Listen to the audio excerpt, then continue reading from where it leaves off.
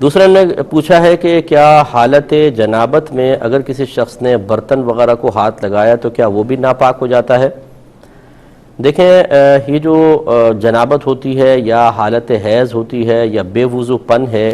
یہ حکمیہ نجاستیں کہلاتی ہیں۔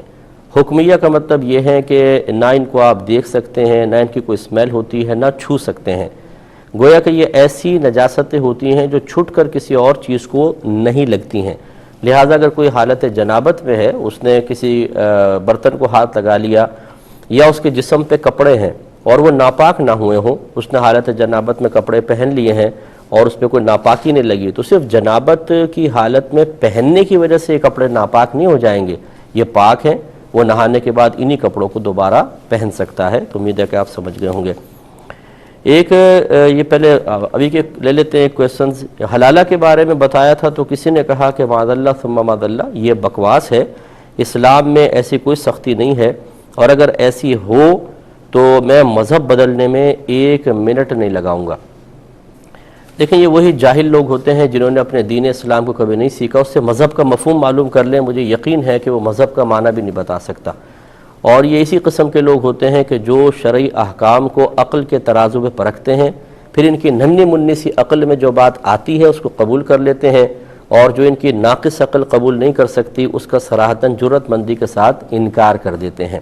دنیا میں شاید ان کو پتہ نہ چلے، لیکن جب موت کا جھٹکا لگے گا، جب یہ قبر میں پہنچیں گے، جب میدان محشر میں اللہ کی بارگاہ میں حاضری ہوگی، اس وقت ان کو آٹے دھال کا بھاؤ پتہ چل جائے گا کہ ایک عام آدمی کے سامنے دنیاوی معاملے میں اس طریقے سے الٹی سیدھی باتیں کرنے کا کیا نتیجہ ہوتا ہے،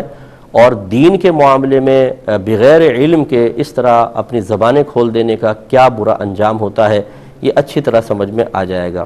حلالہ کسی نے اپنے پاس سے نہیں بنایا، اللہ تعالیٰ نے خود قرآن عظیم میں ارشاد فرمایا فَإِن طَلَّقَهَا فَلَا تَحِلُّ لَهُ مِن بَعْدُ حَتَّى تَنْكِحَ زَوْجًا غَيْرَهُ، کہ پھر اگر شوہر اپنی بیوی کو تیسری طلاق دے دے تو یہ لڑکی یا یہ عورت اپنے اس پہلے شوہر کے لیے اس وقت تک حلال نہ ہوگی جب تک کہ اس کے علاوہ کسی اور شخص سے نکاح نہ کر لے۔ تو قرآن سے ثابت ہوا کہ اگر شوہر 3 طلاقیں دے چکا ہو تو لڑکی کو پہلے کسی سے نکاح کرنا ہوگا، پھر ہی پہلے والے کے لیے حلال ہوگی۔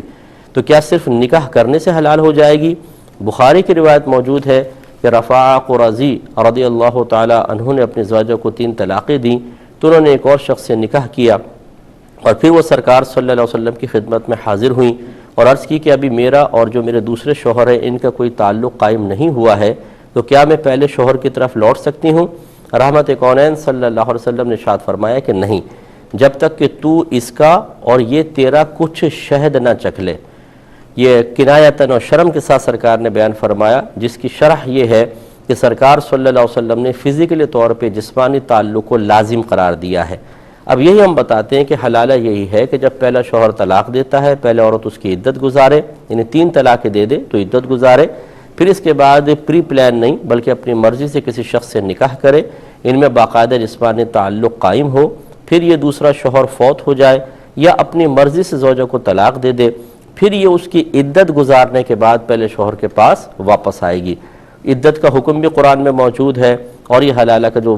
مطلب نکاح کرنا اور جسمانی تعلق قائم کرنا، یہ بھی میں نے آپ کو قرآن و حدیث سے بتایا۔ اب اس جاہل انسان سے یہ پوچھا جائے کہ تم کس طریقے سے انکار کر رہے ہو؟ کیا تم قرآن کا انکار کرنا چاہتے ہو، حدیث کا انکار کرنا چاہتے ہو؟ اگر تم کہتے ہو کہ نہیں،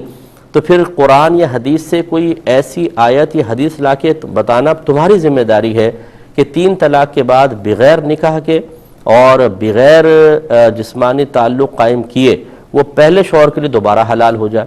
اور جب نہ پیش کر سکے تو اسے چاہیے کہ آئینے میں کھڑے ہو کر ذرا تھوڑا سا اپنے آپ کو اچھی طریقے سے لعنت ملامت کرے کہ اس طریقے سے دین کے معاملے کو بکواس کہنا کس قدر برا تھا، یہ خود تم نے بکواس کی ہے، شریعت معاذ اللہ ثم معاذ اللہ کوئی ایسی بات غلط نہیں کہتی ہے۔ اب اس نے چونکہ یہ کہا کہ اگر یہ ایسا ہی ہے تو میں اپنا مذہب بدل لوں گا، اس نے گویا کہ کفر پر راضی ہونے کا ذکر کر دیا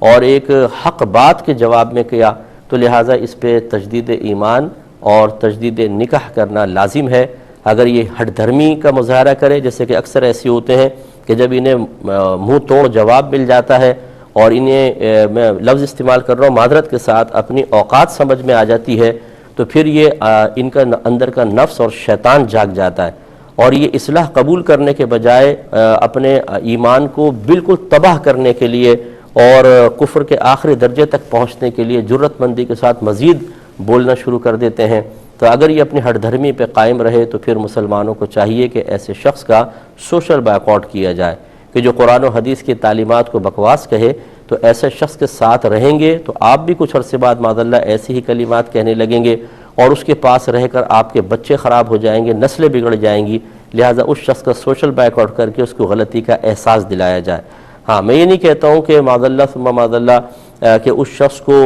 اس سے نفرت کر کے اس کو چھوڑ دیا جائے، نہیں، اس کا ایمان بچانا بھی ہماری ذمہ داری ہے، لیکن اگر کوئی ہٹ دھرمی پہ قائم ہو جائے تو پھر کیا کر سکتے ہیں؟ پھر ہمارا مذہب یہی کہتا ہے، ہمارے نبی نے یہ اخلاق بتایا ہے کہ پھر اس سے دور ہو جایا جائے۔